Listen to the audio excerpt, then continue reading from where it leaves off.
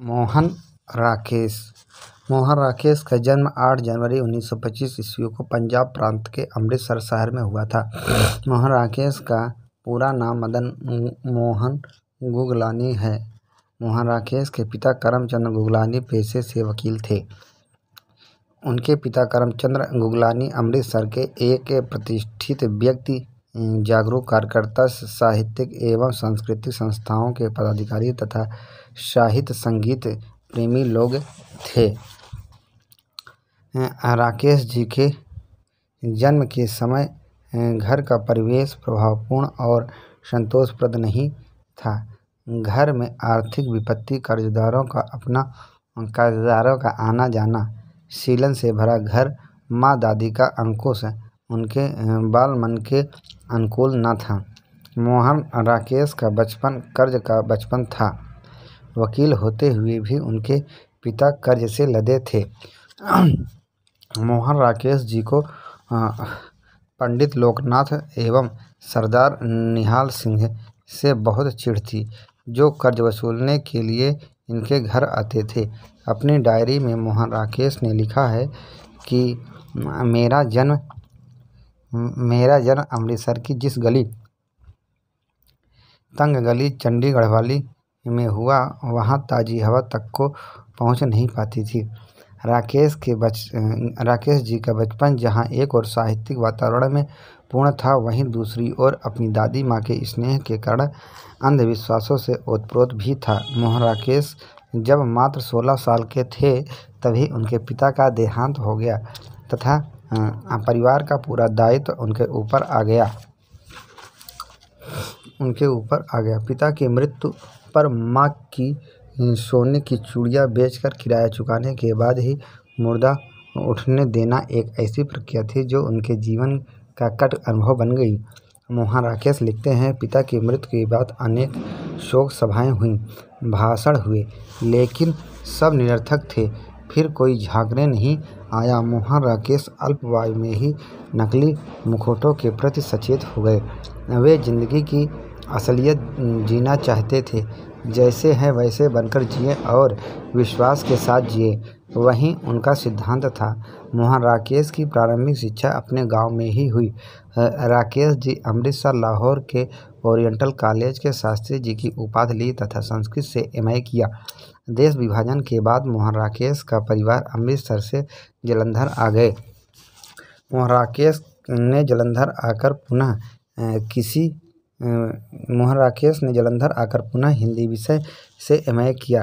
नाटक में गहरी अभिरुचि के कारण मोहन राकेश नाटक में सही शब्द की खोज विषय पर नेहरू फेलोशिप के अंदर कार्य कर रहे थे, पर दुर्भाग्यवश वे उसे पूरा नहीं कर सके। मोहन राकेश संघर्षमय जीवन को जीते हुए सन 1950 ईस्वी में सुशीला डोभाल से प्रणय सूत्र में बंधे। ऐसा कहा जाता है कि विवाह के बाद वे उदास रहने लगे थे, जैसे उनकी सारी स्वतंत्रता समाप्त हो गई हो, दुनिया सिमट गई हो।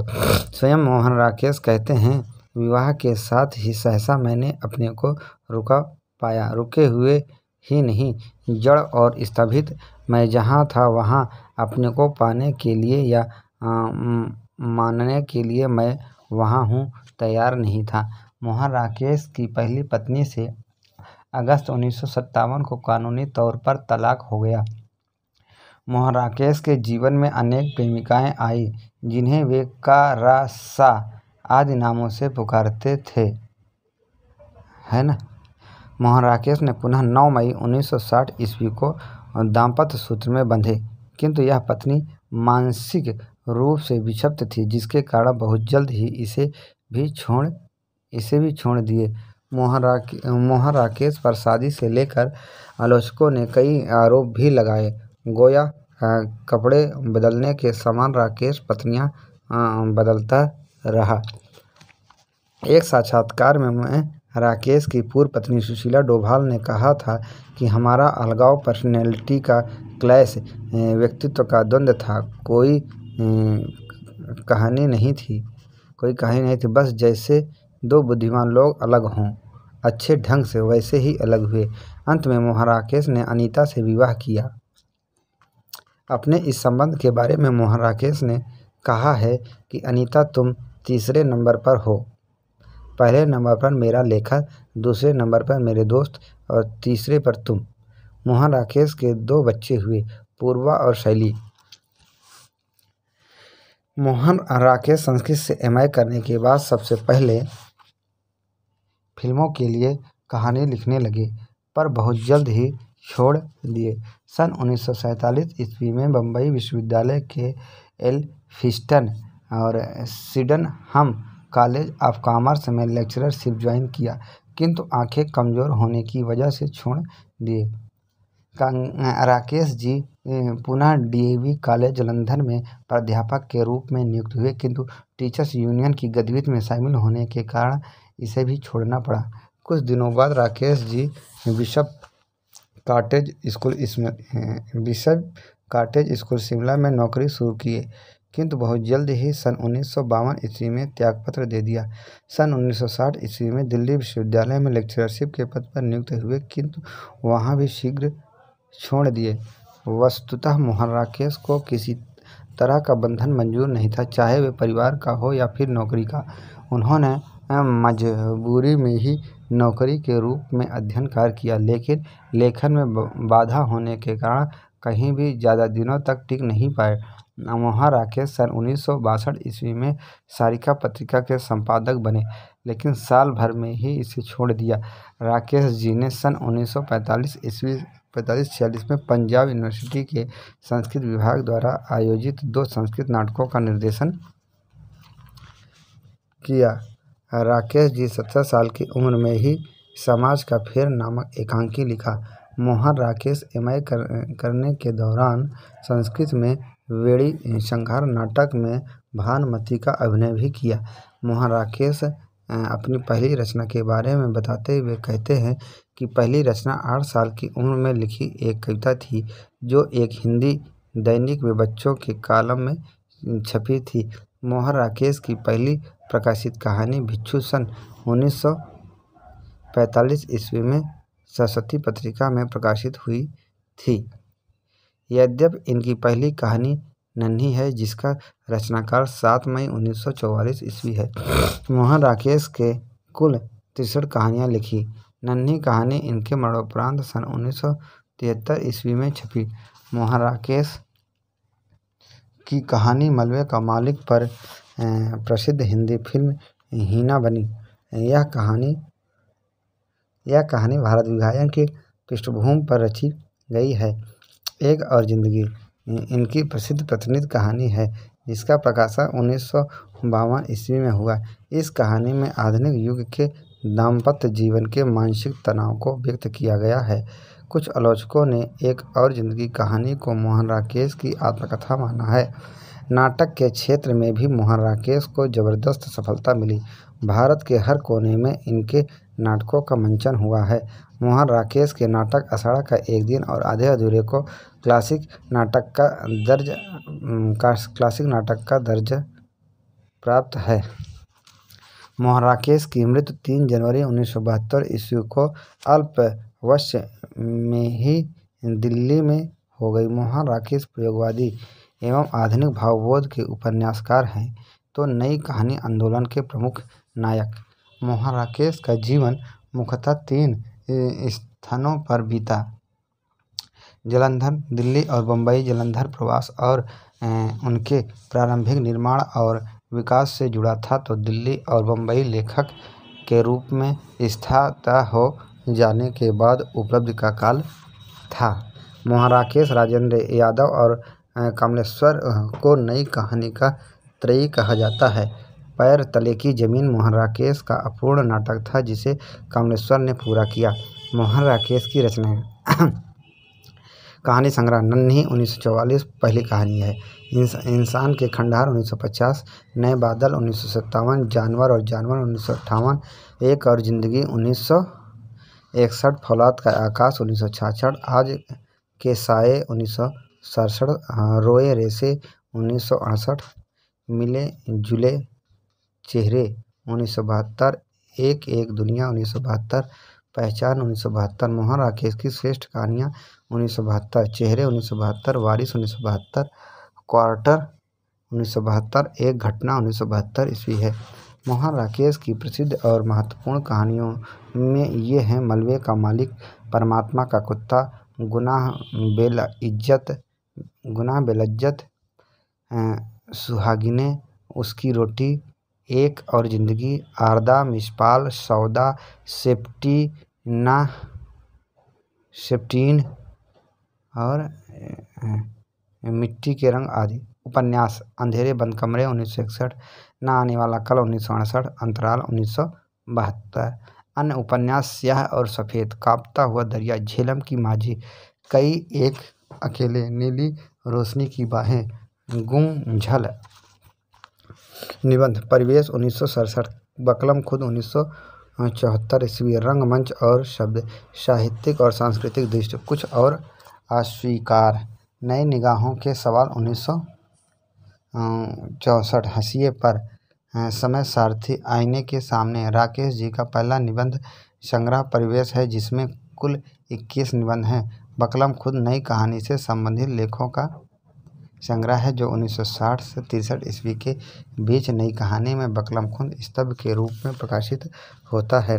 नाटक: आषाढ़ का एक दिन 1958 ईस्वी, लहरों के राजहंस 1963, आधे अधूरे 1969, पैरों तले की जमीन अपूर्ण, एकांकी, अंडे के छिलके, सिपाही की माँ, प्यालियाँ टूटती हैं। डायरी: मोहन राकेश के आत्मकथन के रूप में डायरी लिखी है जिसके कुछ अंश सारिका में गर्दिश के दिन तथा चींटियों की पंक्तियाँ और जमीन के कागजों तक परिवेश में प्रकाशित हुई। यात्रा: साहित्य: आखिरी चट्टान 1955, पतझड़ का रंगमंच, ऊंची झील, व्यक्ति और आत्मकथा, सतयुग के लोग। रिपोर्ट ताज, सतयुग के लोग, शोध प्रबंध है, नाटक में सही शब्द की खोज अपूर्ण। बाल साहित्य: बिना हाड़ मांस का आदमी, एकांकी संग्रह, 5 पर्दे, जीवनी, समय सारथी, जिसमें इन पुरुषों की जीवनी है, गौतम बुद्ध, सुकरात, Ashoka, Joan of Arc, Kabir, Meera, Swami Dayanand, Bhagat Singh, Voltaire, Mahatma Gandhi, Jawaharlal Nehru और मार्टिन लूथर किंग आदि। अनुवाद: मृच्छकटिकम, शकुंतला, एक औरत का चेहरा, हेनरी जेम्स की उपन्यास the portrait of A lady, प्राप्त पुरस्कार संगीत नाट्य अकादमी 1968 ईस्वी। आषाढ़ का एक दिन पर संगीत अकादमी का सर्वश्रेष्ठ पुरस्कार 1958 ईस्वी। आषाढ़ का एक दिन नाटक से मोहन राकेश रचित आषाढ़ का एक दिन नाटक का प्रकाशन 1958 ईस्वी में हुआ। यह नाटक 3 वर्षों का है। इस नाटक में जहाँ एक ओर आधुनिक बोध के आयाम हैं तो दूसरी ओर रोमांटिक भावबोध के स्तर भी। आषाढ़ का एक दिन नाटक मोहन राकेश के नाटक सृजन का आंशिक बिंदु के साथ ही हिंदी में नए नाटकों की नाट्य यात्रा का आरंभिक सोपान भी है। आषाढ़ का एक दिन नाटक पर मणि कौल ने सन 1971 ईस्वी में एक फिल्म भी बनाया था जिसे फिल्म फेयर अवार्ड से सम्मानित किया गया था। आषाढ़ का एक दिन नाटक के पत्र: अंबिका 5 की एक वृद्धा, मल्लिका, अंबिका की पुतली, कालिदास, कवि धनतुल, राजपुरुष, मातुल, कवि मातुल, निक्षेप, ग्राम पुरुष, विलोम, ग्राम पुरुष, रागिनी नागरी, सांगिनी नागरी, अनुस्वार अधिकारी, अनुनासिक अधिकारी, प्रियंगुमंजरी, राजकन्या, कवि पत्नी, अनुस्वार कीर्ति। पात्रों का सामान्य परिचय: कालिदास, कवि, ऋतुसंहार, कुमार संभव, मेघदूत, अभिज्ञान, शकुंतलम आदि ग्रंथों के रचयिता, दरबार का राज कवि सम्मान से सम्मानित, राजकुमारी प्रियंगुमंजरी से विवाह करके कश्मीर का असफल शासक मल्लिका से आसक्ति और कवि प्रेरणा का स्रोत तथा असफल प्रेमी। मल्लिका गांव की एक सीधी सादी भावुक प्रेममयी भावना से युक्त युवती। भावना में एक भावना का वर्णन करने वाली कोमल और अनश्वर पवित्र भावना से प्रेम करने वाली कालिदास के साथ अपने प्रेममयी संबंधों को सब संबंधों से ऊंचा मानने वाली, अंततः परिस्थितियों से समझौता करने वाली विलोम की पत्नी और एक बच्ची की माँ। अंबिका गांव की वृद्ध विधवा स्त्री और मल्लिका की माँ। यथार्थ में विश्वास करने वाली, व्यवहारिक दृष्टिकोण अपनाने वाली, स्पष्ट बोलने वाली, मातृ हृदय की करुणा, पीड़ा, वात्सल्य, सहानुभूति, कठोर आक्रोश आदि भावों से युक्त पति की महामारी से मौत। प्रियंगुमंजरी कालिदास की राजमहिषी और सत्ता वर्ग का प्रतिनिधित्व करने वाली, सत्ता के अहम भाव का अभाव, साथ ही संस्कार, विनम्रता, व्यवहार और कुशलता और शिष्टता से परिपूर्ण। विलोम भावनाओं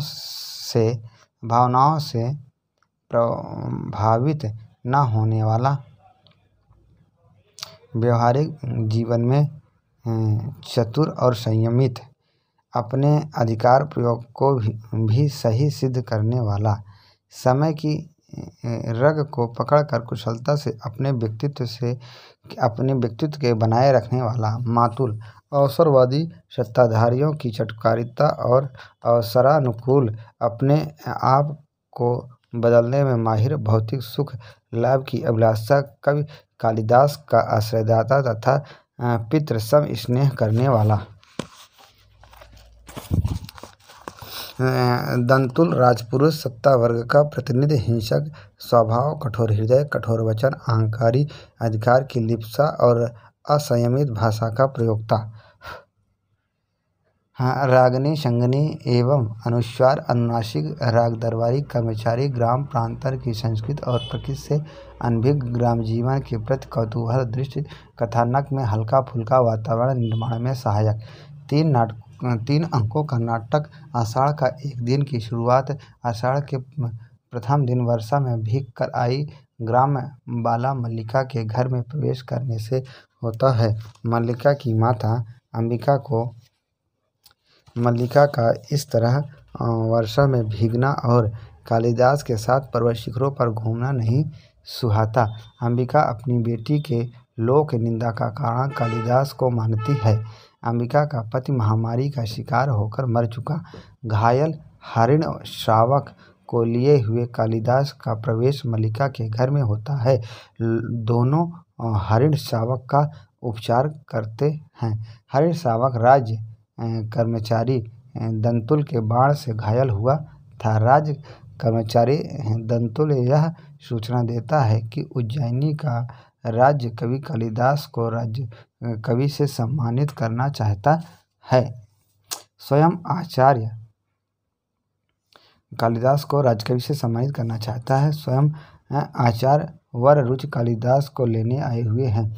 उज्जैनी का सम्राट ऋतसंहार लिखने के कारण कालिदास को राजकवि पद से सम्मानित करना चाह रहे थे।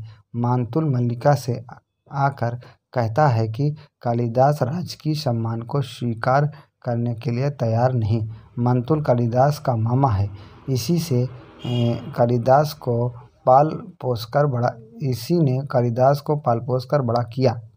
कालिदास का मानना है कि यहाँ से जाकर मैं अपनी भूमि से उखड़ जाऊंगा। मल्लिका के स्नेहपूर्ण जिद पर कालिदास उज्जैनी चला जाता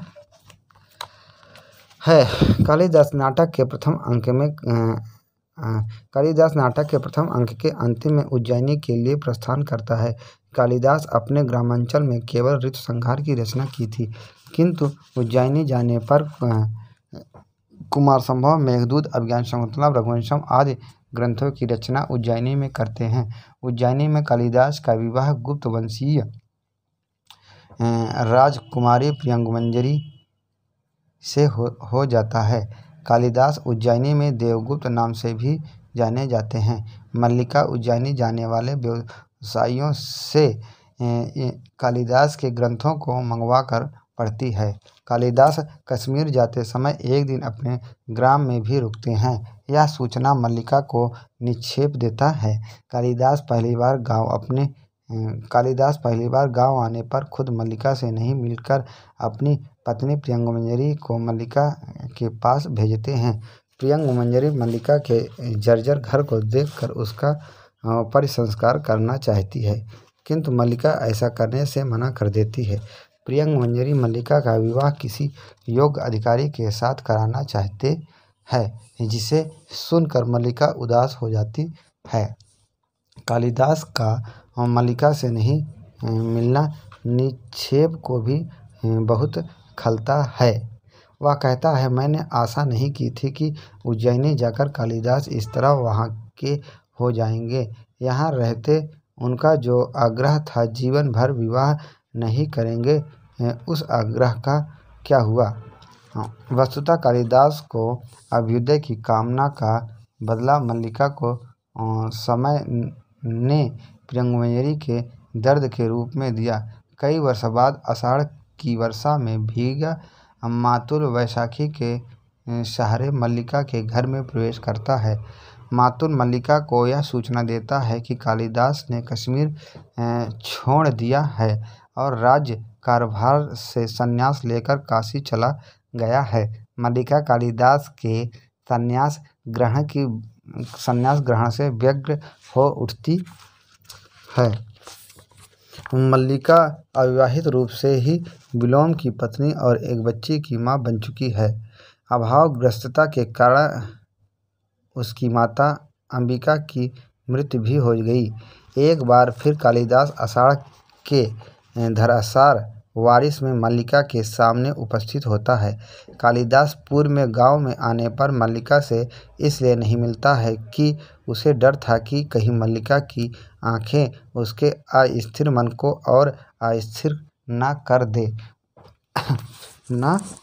कालिदास मल्लिका से कहता है कि कुमारसंभव की पृष्ठभूमि यह हिमालय है और तपस्विनी उमा तुम हो। कालिदास कहते हैं कि मेघदूत के यक्ष की पीड़ा मेरी पीड़ा है और विरह विमर्दिता यक्षिणी तुम मल्लिका हो। कालिदास अभिज्ञान शकुंतलम की शकुंतला के रूप में मल्लिका को ही सामने पाता है। मल्लिका के द्वारा दिए गए सिले पन्नों को देखकर कालिदास को लगता है कि अब वे कोरे नहीं हैं, उन पर अनंत सर्गों वाले महाकाव्य की रचना हो चुकी है। नाटक के अंतिम दृश्य में मल्लिका के वर्तमान बच्ची के रोने की आवाज़ आती है। वह उसे लेने जाती है। इधर कालिदास घर से बाहर हो जाता है और नाटक यहीं पर समाप्त हो जाता है। मोहन राकेश के इस नाटक में ऐतिहासिक कम और साहित्यिक कल्पना अधिक है। मोहन राकेश को इस नाटक के लेखन की प्रेरणा कालिदास की रचनाओं से मिली है। इस नाटक में आषाढ़ का मूसलाधार बारिश 3 बार होती है। पहली बार प्रथम अंक में मल्लिका आषाढ़ की बारिश में भीग कर घर आती है। दूसरी बारिश तीसरे अंक में मातुल वैशाखी के सहारे मल्लिका ही घर में आता है और तीसरी बारिश तीसरे अंक में स्वयं कालिदास छत विछत हो मल्लिक के घर में प्रवेश करता है। इस नाटक में नायक कालिदास, नायिका मल्लिका तथा खलनायक विलोम है। नाटक में कालिदास को दुर्बल चरित्र के रूप में चित्रित किया गया है। वह मल्लिका के प्रति अपने प्रेम को खुलकर स्वीकारने का साहस नहीं दिखाता। कश्मीर जाते हुए गांव आकर भी मल्लिका से न मिलना कालिदास को दुर्बल और स्वार्थी सिद्ध करता है। आषाढ़ का एक दिन नाटक का मंचन भारत के लगभग सभी महत्वपूर्ण रंगालयों में तथा विदेशों में भी हो चुका है। इसमें कुछ के नाम इस प्रकार हैं: Anamika Calcutta, Rashtriya Natya Vidyalaya Delhi, theatre unit Bombay, Prayag Rangmanch Allahabad, Rashtriya Natya Parishad Kanpur, Mary Washington College Virginia America, Kannada Sahitya Sangh Bengaluru, भारतीय संगीत, नृत्य, नाट्य महाविद्यालय बड़ौदा आदि। आषाढ़ का एक दिन नाटक के महत्वपूर्ण कथन। प्रथम अंक, शीत की चुभन के बाद उष्णता का यह स्पर्श मल्लिका सौंदर्य का ऐसा साक्षात्कार मैंने कभी नहीं किया जैसे वह सौंदर्य अदृश्य होते हुए भी मांसल है। वह क्या है जो भावना का कविता का रूप देती है। मल्लिका, बैठे बैठे मन उदास हो जाता है, परंतु बैठे बैठे रोया तो नहीं जाता। मल्लिका, मल्लिका का जीवन उसकी अपनी संपत्ति है, वह उसे नष्ट करना चाहती है तो किसी को उस पर आलोचना करने का क्या अधिकार है। मल्लिका, मैं वास्तव में अपनी भावना से प्रेम करती हूँ जो पवित्र है, कोमल है, अनश्वर है। मल्लिका, तुम जिसे भावना कहती हो वह केवल छलना और आत्म प्रवंचना है। अंबिका, माँ का जीवन भावना नहीं कर्म है। अंबिका, हमारा शरीर कोमल है तो क्या हुआ, हम पीड़ा सह सकते हैं। एक बाण प्राण ले सकता है तो उंगलियों का कोमल स्पर्श प्राण दे भी सकता है। शब्द और अर्थ राजपुरुष की संपत्ति है, जानकर आश्चर्य हुआ। कालिदास, मेरी वह अवस्था बीत चुकी है जब यथार्थ से आंखें मूंद कर जिया जाता है। अंबिका, किसी संबंध से बचने के लिए अभाव जितना बड़ा कारण होता है, अभाव की पूर्ति उससे बड़ा कारण बन जाती है। अंबिका, मैं राजकीय मुद्रा में कीर्त होने के लिए नहीं हूँ। कालिदास, सम्मान प्राप्त होने पर सम्मान के लिए प्रकट की गई उदासीनता व्यक्ति के महत्व को बढ़ा देती है। अंबिका, यह लोकनीति है तो मैं कहूँगा कि लोकनीति और मूर्ख नीति दोनों का एक ही अर्थ है। मातुल, योग्यता 1/4 व्यक्तित्व का निर्माण करती है, शेष पूर्ति प्रतिष्ठा द्वारा होती है। निक्षेप, विलोम क्या है। एक असफल कालिदास और कालिदास एक असफल विलोम। क्या है विलोम। यहाँ से जाकर मैं अपनी भूमि से उखड़ जाऊँगा। कालिदास, इस भूमि से तुम जो कुछ ग्रहण कर सकते थे कर चुके हो, तुम्हें आज नई भूमि की आवश्यकता है जो तुम्हारे व्यक्तित्व को अधिक पूर्ण बना दे। मल्लिका, नई भूमि सूखा भी दे सकती है। कालिदास, कोई भूमि ऐसी नहीं जिसके अंतर में कोमलता ना हो। मल्लिका, द्वितीय अंक, व्यक्ति उन्नत करता है तो उसके नाम के साथ कई तरह के अपवाद जुड़ने लगते हैं। मल्लिका, इस प्रदेश में कालिदास जैसी अवधारणा प्रतिभा को जन्म दिया। यहाँ की तो प्रत्येक वस्तु असाधारण होनी चाहिए। संगिनी, राजनीतिक साहित्य नहीं, उसमें एक एक क्षण का महत्व है। कभी क्षण भर के लिए भी चूक जाए तो बहुत बड़ा अनिष्ट हो सकता है। राजनीतिक जीवन की धुरी में बने रहने के लिए व्यक्ति को बहुत जागरूक रहना पड़ता है। प्रियंग मंजरी, यहाँ के पत्थर पहले ही मूल्यवान थे। आर्य विलोम, यह और बात है कि पहले किसी ने उसका मूल्य समझा नहीं। मल्लिका, समान की समान से मित्रता होती है। विलोम, आप भी रोती हो इसके लिए, उस व्यक्ति के लिए जिसने। अंबिका, तृतीय अंक, राजप्रसाद में रहने से अधिक कष्टकर स्थिति संसार में हो ही नहीं सकती। मातुल, एक दोष गुणों के समूह में उसी तरह छिप जाता है जैसे चांद की किरणों में कलंक। मल्लिका, मैं टूट कर भी अनुभव करती रही कि तुम बन रहे हो, क्योंकि मैं अपने को अपने में न देखकर तुझमें देखती थी। मल्लिका, न पहचानना ही स्वाभाविक है क्योंकि वह व्यक्ति नहीं हूँ जिसे तुम पहले पहचानती रही हो, दूसरा व्यक्ति हूँ। कालिदास, दृश्य उतना नहीं बदला जितना मेरी दृष्टि बदल गई। कालिदास, मैं तुमसे मिलने के लिए नहीं आया क्योंकि भय था तुम्हारी आंखें मेरे अस्थिर मन को और अस्थिर कर देगी। कालिदास मल्लिका से, कुमार संभव की पृष्ठभूमि यह हिमालय है और तपस्विनी उमा तुम हो। कालिदास मालविका से, मेघदूत के यक्ष की पीड़ा मेरी पीड़ा है और विरह विमर्दिता ये छिड़ी तुम हो। कालिदास मल्लिका से। अभिज्ञान शकुंतला में शकुंतला के रूप में तुम ही मेरे सामने थी। कालिदास मल्लिका से। रघुवंशम में अज का विलाप मेरी ही वेदना की अभिव्यक्ति है। कालिदास। यह मेरा वर्तमान है। मल्लिका। कालिदास से। पृष्ठ पर कोरे कहाँ है मल्लिका। इन पर एक महाकाव्य की रचना हो चुकी है। अनंत सर्गों में एक महाकाव्य की। कालिदास मल्लिका से। वह चेतना है जिसमें कंपन होता है, वही हृदय है जिसमें अवशेष जागता है। कालिदास। एक हरिण शावक इस घर में भी है। तुमने मल्लिका के बच्ची को नहीं देखा। उसकी आंखें हरिणा शावक से कम सुंदर नहीं है। विलोम। तुमने कालिदास के आतिथ्य का उपक्रम नहीं किया है। वर्षों बाद तक अतिथि घर में आए और उसका आतिथ्य न हो। विलोम। मोहन राकेश एवं आषाढ़ का एक दिन। नाटक पर विद्वानों की राय। नाटक पर विद्वानों की राय। मोहन राकेश।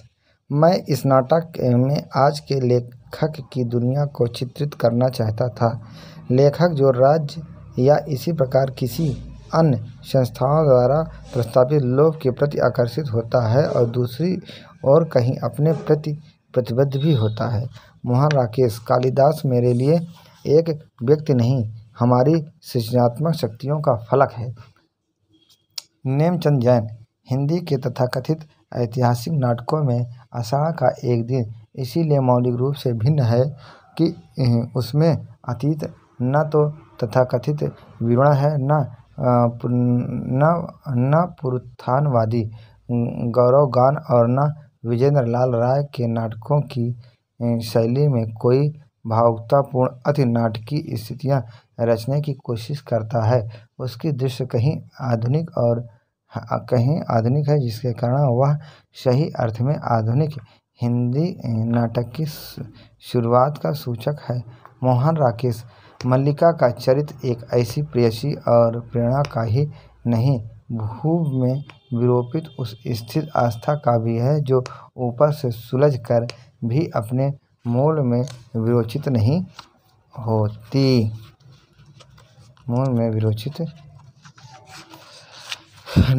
डॉक्टर सुषमा अग्रवाल। नाटक में उसका कालिदास का जो स्थान है उसके अनुकूल वह है। हो सकता है कि कुछ परंपरावादी कालिदास के नायकत्व में यह सब न देखना चाहे, किंतु युग की मांग और समकालीन जीवनधारा की तरंगों के अभिषिक्त होकर कालिदास जिस रूप में भी आया है उससे दूसरा रूप हो ही नहीं सकता था, और यदि वह होता भी तो आधुनिक मनीषा को स्वीकार न होता। मोहन राकेश। लहरों के राजहंस भूमिका में। यही कारण है कि आषाढ़ का एक दिन में पराजित व्यक्ति टूटा हुआ कालिदास नहीं, अपितु अपने में संयोजित विलोम है, क्योंकि विजय और पराजय के संकेत वे दोनों स्वयं नहीं है। संकेत है मल्लिका, जो कालिदास की आस्था का विस्तारित रूप है। डॉक्टर सुषमा अग्रवाल। इस तरह एक ही स्थान पर समय की गति के साथ परिवर्तित होता गया। परिवेश समय के हाथों मिटे मानव की नीयत को यथाबद्ध करता गया। डॉक्टर रीता कुमार। कथावस्तु की समग्र कल्पना स्वयं मल्लिका के चरित्र से संगत नहीं रखती। यह संभवतः नाटक के अस्तित्ववादी विचार दर्शाने का ही परिणाम है, अथवा फ्रायड द्वारा निर्देशित मानवीय मनोविज्ञान की वह स्थिति जहाँ मनुष्य आत्मपीड़क बनकर स्वयं से प्रतिशोध लेने लगता है। मोहन राकेश। अंततः नाटक सिर्फ एक ढांचा है, हड्डी का ढांचा। उसे अपना कर सौंदर्य और जीवन की प्राण शक्ति तो मंच पर अभिनेताओं के जरिए मिलती है। डॉक्टर लक्ष्मी नारायण वैष्णव। नाटककार ने मल्लिका के रूप में एक सुंदर नारी पात्र दिया। डॉक्टर नामवर सिंह। राकेश आज स्मृति शेष है, कीर्ति शेष है। नई कहानी के आंदोलन में उनका महत्वपूर्ण योगदान है। राकेश के आगमन के पूर्व रंगमंच की संभावनाओं का पता नहीं चलता था। उन्होंने पहली बार सिद्ध किया कि नाटक गंभीरता से लेने की कला है। उनका जीवन प्रौढ़ता के शिखर पर पहुंच उन्नत दिशाओं की ओर बढ़ रहा है। गोविंद चातक निराला के बाद हिंदी साहित्य में जिस आदमी के चारों ओर सबसे ज़्यादा मिथ बनी वह थे मोहन राकेश। कुछ उनका व्यक्तित्व ही ऐसा था और कुछ उनके हमदम दोस्त, प्रशंसक और आलोचक भी ऐसे रहे हैं कि उन्होंने या तो निहायत घटिया आदमी के रूप में पेश किया था या फिर मसीहा बनकर रख दिया था। नेमचंद जैन। राकेश के नाटकों ने हिंदी रंगमंच को भारतीय नाटकों में एक ऐसा दर्जा दिया जो कभी उसको नहीं मिला था। राकेश ने हिंदी नाटककार और रंगकर्मी को एक नया विश्वास प्रदान किया था। डॉक्टर सुरेशवस्ती प्रसाद के बाद पहली बार हिंदी को एक नाटककार मिला था जिसने हिंदी रंगमंच के लिए एक नया दर्शक पैदा किया था। नेमचंद जैन। नाटक रूप की दृष्टि से आषाढ़ का एक दिन सुगठित यथार्थवादी नाटक है। उसमें वाह ब्योरों की अपेक्षा परिस्थिति के काव्य को अभिव्यक्त करने का प्रयास है। हिंदी में यह पहला यथार्थवादी नाटक है जो वाह और आंतरिक यथार्थ के अंतर्द्वंद को संवेदनशीलता के साथ देखता है। राम गोपाल बजाज। मेरा मानना है कि साहित्य और कला सामायिक होते हुए भी जीवन के व्यापक प्रश्नों को उठाते हैं। इस दृष्टि से मोहन राकेश का कथा साहित्य एवं नाटक आटे दाल की महंगाई दल बदल की राजनीति का साहित्य नहीं है। आषाढ़ का एक दिन में भी महत्वाकांक्षा, रचनाधर्मिता, शरीरी और अशरीरी के बीच चेतना की प्रवृत्ति एवं पीड़न व्यापक है। नाटकर्मी फैसल अलका। नाटकर्मी फैसल अलका पहली बार यह पूर्णकार नाटक का अपनी नाट्य मंडली रुचिका द्वारा मोहन राकेश के नाटक आषाढ़ का एक दिन का चुनाव कई कारणों से किया। मुझे इस नाटक में अपनी आयु के लोगों के लिए कई ऐसी सार्थक चीज़ दिखाई दी जिन्हें मैं अपने ढंग से पेश करना चाहता था। American professor George Saint Julien. इस आधुनिक भारतीय नाटक की उत्तरी अमेरिका में पहली प्रस्तुति थी। यह एक ऐसे नाटक की सुंदर प्रस्तुति थी जो अमेरिकी अभिनेताओं के लिए बहुत कठिन थी। एक नाटक सेंट जूलियट कहते हैं कि यदि आप नवीनतम ब्रॉडवे हिट की बजाय रंग कला के शौकीन हैं तो आषाढ़ का एक दिन अवश्य देखिए, नहीं तो आपको एक दिन पछताना पड़ेगा।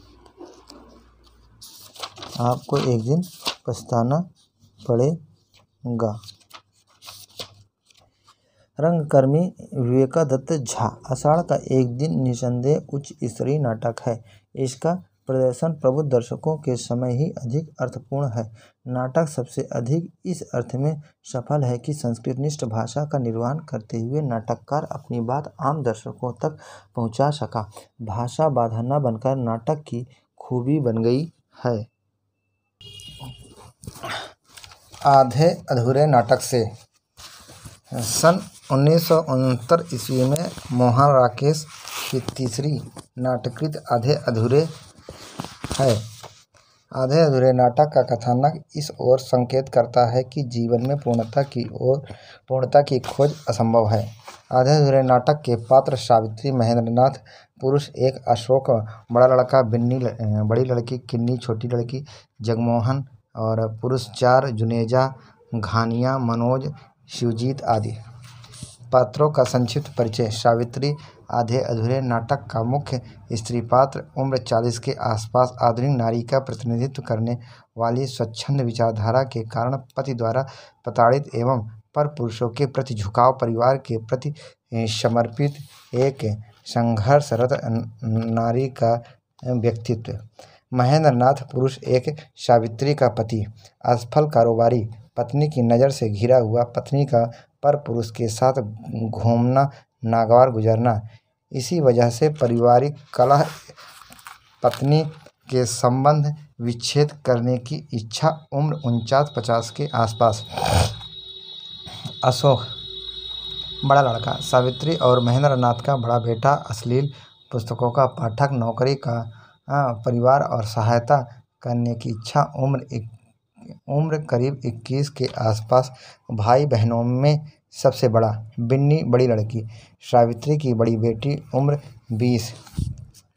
आधुनिक विचारों से भरी, अपने ही माँ के प्रेमी से विवाह, दाम्पत्य जीवन में प्रेम का अभाव। किन्नी छोटी लड़की, उम्र 12-13 साल की, लेकिन अपने उम्र से ज़्यादा सयानी, जिद्दी और झगड़ालू प्रवृत्ति की। फ्रॉक, चुस्त पर एक मोजे में सुराख। जगमोहन सिंह, सावित्री के ऑफिस में काम करने वाला अफसर, सावित्री के उपभोग की लालसा। पुरुष 4, महेंद्रनाथ का दोस्त जुनेजा, सावित्री और महेंद्रनाथ के पति पत्नी के रिश्तों के बीच बढ़ रही दूरी को समझौता द्वारा समाप्त करने का प्रयास। आधे अधूरे नाटक में कोई अंक या दृश्य नहीं है।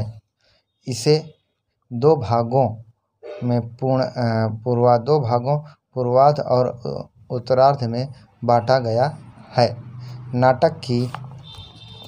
नाटक की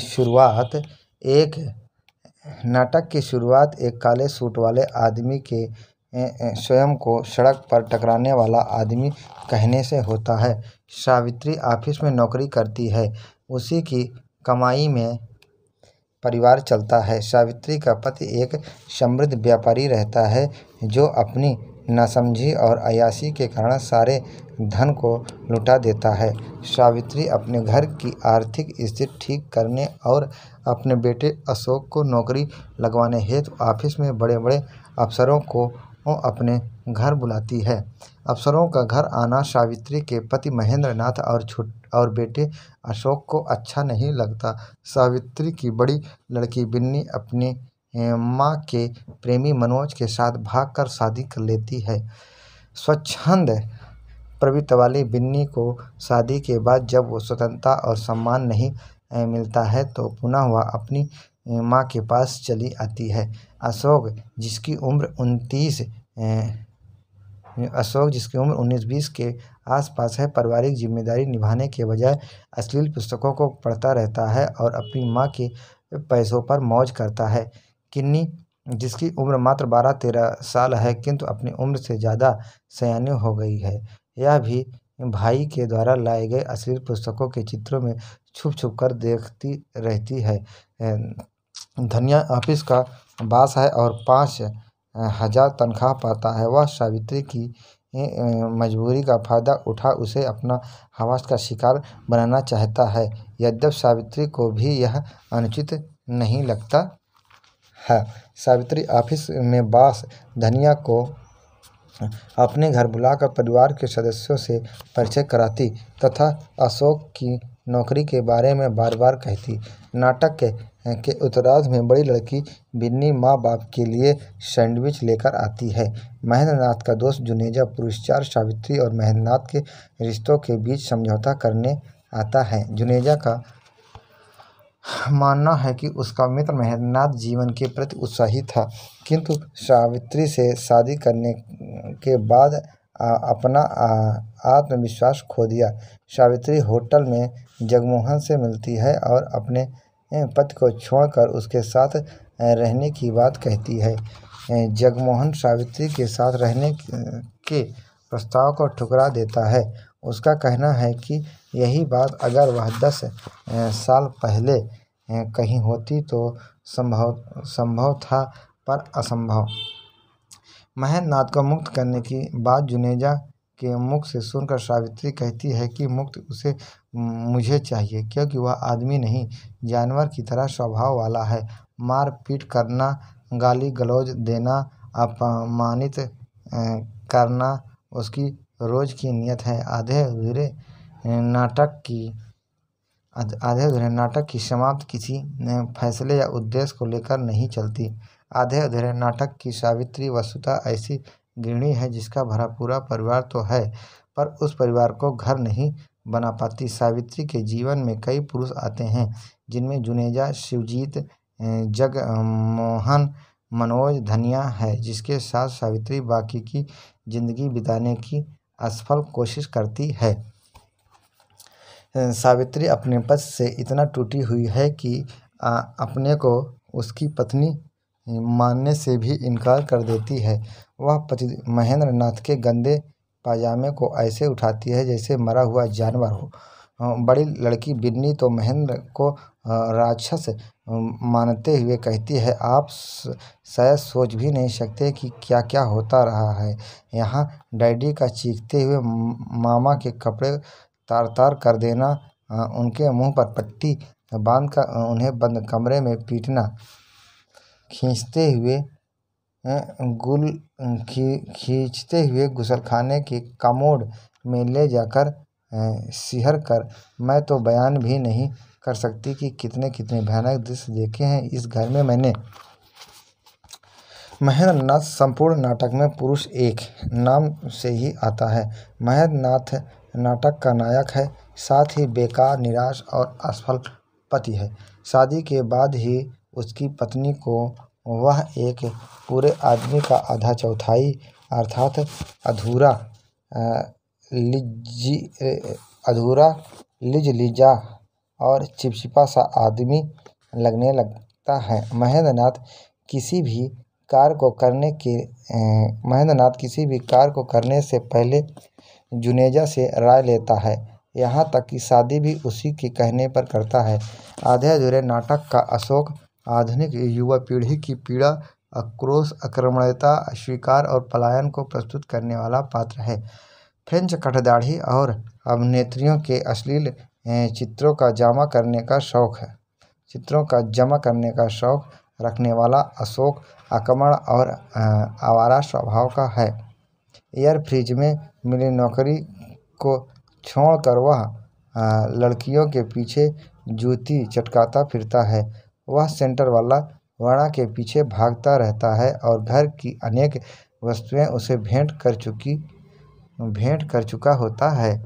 अशोक अपनी माँ से मिलने वाले सिंघानिया को चुकंदर मानते हुए कहता है कि चुकंदर है वह आदमी जिसे न बैठने को शऊर न बात करने का।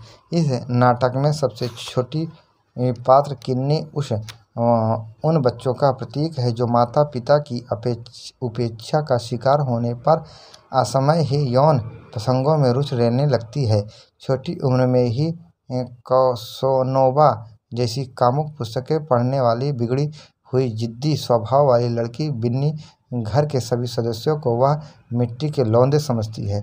आधे अधूरे नाटक के सभी पात्रों में अधूरापन है, खासकर सावित्री पूरे नाटक में काल्पनिक पूरेपन की तलाश में भटकती है, अपने परिवार के विघटन का कारण बनती है। महेंद्र नाथ, अशोक, बिन्नी, किन्नी में भी आधे अधूरेपन, अलगाव बोध, मानसिक कुंठा एवं तनाव आदि देखने को मिलता है। वस्तुतः इस नाटक में अधूरे व्यक्तित्व, अधूरे प्रसंग, अधूरी समर्पण भावना, अधूरा दायित्व बोध, अधूरी आधुनिकता, अनिश्चितता और अधूरा जीवन आदि अधूरे रूपों का चित्रण हुआ है।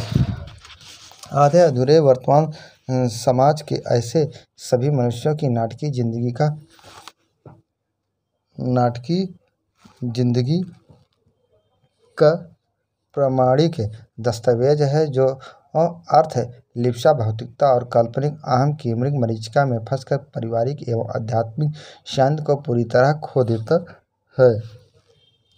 आध्यात्मिक संबंधों को भूलकर मनुष्य सांसारिक अर्थ और काम के चक्कर में अपने जीवन के मूल अर्थ को त्याग आधी अधूरी जिंदगी जीने के लिए विवश है। आधे अधूरे नाटक के महत्वपूर्ण कथन। उम्र 40 को छूती, चेहरे पर यौवन की चमक और चाह फिर भी शेष, ब्लाउज और साड़ी साधारण होते हुए भी रुचिपूर्ण, दूसरी साड़ी विशेष अवसर की। स्त्री सावित्री कुछ संभाले घर आती है, कुछ में कुछ घर का है, कुछ दफ्तर का है, कुछ अपना। अपनी ज़िंदगी चौपट करने का जिम्मेदार मैं हूँ। इन सब की ज़िंदगियाँ चौपट करने का जिम्मेदार मैं हूँ, क्योंकि अंदर से मैं आराम तलब हूँ। महेंद्रनाथ। जब भी बुलाया है आदमी को नहीं, उसकी तनख्वाह को, नाम को, रुतबे का बुलाया है। अशोक। आप शायद सोचते हो कि मैं इस नाटक में कोई निश्चित इकाई हूँ, अभिनेता, प्रस्तुतकर्ता, व्यवस्थापक या कुछ और, परंतु मैं अपने संबंध में निश्चित रूप से कुछ भी नहीं कर सकता, उसी तरह जैसे इस नाटक के संबंध में नहीं कह सकता, क्योंकि यह नाटक भी मेरी तरह अनिश्चित है। काले सूट वाला व्यक्ति जिसे देखो वही मुझे बदतमीजी से पेश आता है। महेंद्रनाथ। मैं प्रायः कहा करता हूँ कि खाना और पहनना, इन दो दृष्टियों से वह अमेरिकन भी यही बात पर रहा था कि जितनी विविधता इस देश के खान पान और पहनने में है, और वही क्या, सभी विदेशी लोग इस बात को स्वीकार करते हैं। सिंघानिया। अगर मैं कुछ खास लोगों के साथ संबंध बनाकर रखना चाहती हूँ तो अपने लिए नहीं, तुम लोगों के लिए, परंतु तुम लोग इससे छोटे होते तो मैं छोड़ दूंगी कोशिश।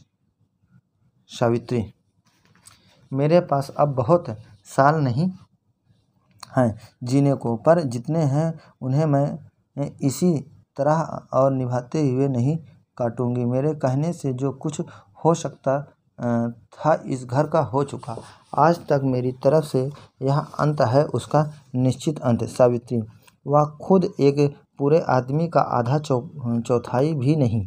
सावित्री। एक आदमी है, घर बसाता है, क्यों बसाता है? एक ज़रूरत पूरी करने के लिए। कौन ज़रूरत? अपने अंदर के किसी उसको एक अधूरापन कह लीजिए, उसको भर सकने की। सावित्री। क्योंकि तुम्हारे लिए जीने का मतलब रहा है कितना एक साथ होकर, कितना कुछ एक साथ पाकर, कितना कुछ तक साथ ओढ़कर जीना। जुनेजा। सावित्री से। देखा है कि जिस मुट्ठी में तुम कितना कुछ एक साथ भर लेना चाहती थी, उसमें जो था वह भी धीरे धीरे बाहर फिसलता गया है। जुनेजा। सावित्री से। मेरा अपना घर। हाँ, और मैं आती हूँ कि एक बार फिर खोजने की कोशिश कर देखूँ कि क्या चीज़ है वह इस घर में जिसे लेकर बार बार मुझे हीन किया जाता है। बिन्नी।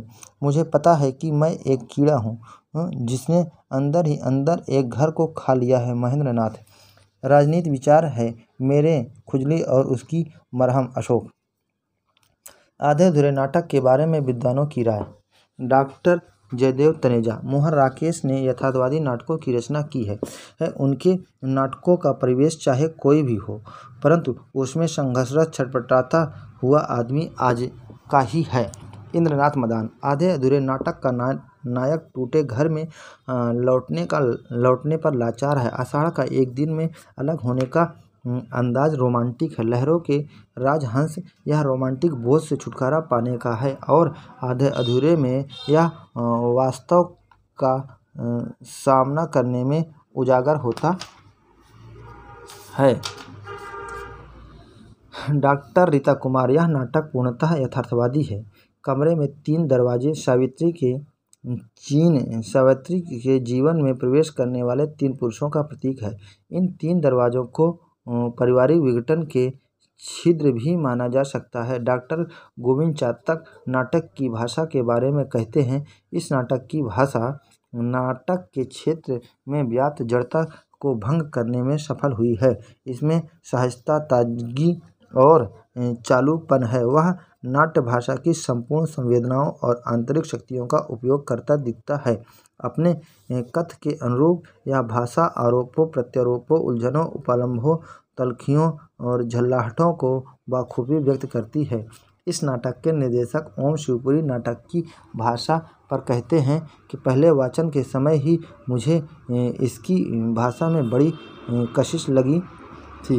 कहने न होगा कि इस नाटक की एक अत्यंत महत्वपूर्ण विशेषता इसकी भाषा है, इसमें वह सामर्थ्य है जो समकालीन जीवन के तनाव को पकड़ सके। शब्दों का चयन, उसका क्रम, उनका संयोजन, सब कुछ ऐसा है जो बहुत संपूर्णता से अभिप्रेत को अभिव्यक्त करता है। डॉक्टर विजय बापट। इस नाटक के स्त्री पुरुष के आपसी निजी संबंध करीब करीब चूक गए और अब साथ साथ रहने की और सामाजिक संबंध ढोने की कटुता ही शेष रह गई। डॉक्टर रीता कुमार राकेश ने अपने किसी भी नाटक में पात्रों की भीड़ एकत्रित नहीं की। विभिन्न सामाजिक विसंगतियों को मूर्त करने में आवश्यक पात्रों की ही योजना की। ओम शिवपुरी। महेंद्रनाथ सावित्री से बहुत प्रेम करता है। सावित्री भी उसे चाहती होगी, लेकिन ब्याह के बाद महेंद्रनाथ को बहुत निकट से जानने पर उससे वितृष्णा होने लगी, क्योंकि जीवन में सावित्री की अपेक्षाएं बहुमुखी और अनंत हैं। सत्यदेव दुबे। आधे अधूरे नाटक में मध्यमवर्गीय लोगों के जीवन में आने वाले उतार चढ़ाव बताया गया है। इस नाटक के सभी पात्रों के संघर्ष का अहंकार, अपमान और तनाव आदि भरा हुआ दिखाई देता है, जो रिचर्ड बर्ग और यूजीन ओनील की नाटकों की याद दिला देता है। श्यामानंद जलान। आधे अधूरे के माध्यम से मोहन राकेश ने जीवन का साक्षात्कार नाटक में दिखाया, जिसकी वजह सार्थक संवाद माने जा सकते हैं। यहाँ स्त्री पुरुष संबंधों की खोज की कड़ी दिखाई देती है, जो इस नाटक के अंत तक संघर्षरत दिखाई देती है। फिर भी यह नाटक स्त्री पुरुष के आपसी समझौतों को अनिवार्य मानता है। इब्राहिम अलकाजी। जब मोहन राकेश का आधे अधूरे यह नाटक दिल्ली में 1969 में प्रदर्शित हुआ, तो भारतीय दर्शकों पर इसका ऐसा तीखा प्रभाव पड़ा जैसे जॉन ऑसबर्न के नाटक लुक बैक इन एंगर का 5वें दशक में ब्रिटेन में पड़ा था। समीक्षक इस नाटक को एक तरफा बताते हैं, वहीं पर दर्शकों की भीड़ ने इसे निरर्थक साबित कर दिया। डॉक्टर राम कुमार गुप्त। राकेश की जिंदगी जितनी बेतरतीब रही, उतना ही अनुशासन उनके सृजन का है। जिंदगी में वे जितने असंगठित और बिखरे हुए दिखाई पड़े, उनकी रचनाओं में उतने ही सुलझे हुए हैं। उनके सौंदर्य की एक अनबुझ भूख है, गहन मानवीय संवेदना है। डॉक्टर सुंदरलाल कथरिया। सावित्री उस आधुनिक नारी का प्रतिनिधित्व करती है जिसका पति महेंद्र नाथ निठल्ला है। फलतः वह परिवार के संचालन का बोझ ढोती है। उसे अपने बेटे को नौकरी और बेटी के सुख की चिंता है। परिवार की आर्थिक अव्यवस्था और उससे उत्पन्न तनाव से वह दिनों दिन कटु होती जा रही है। परिवार के लिए दिन रात जुटे रहकर भी वह उपेक्षा और तिरस्कार पाती है। बहुत बहुत धन्यवाद, बहुत बहुत शुक्रिया, थैंक यू।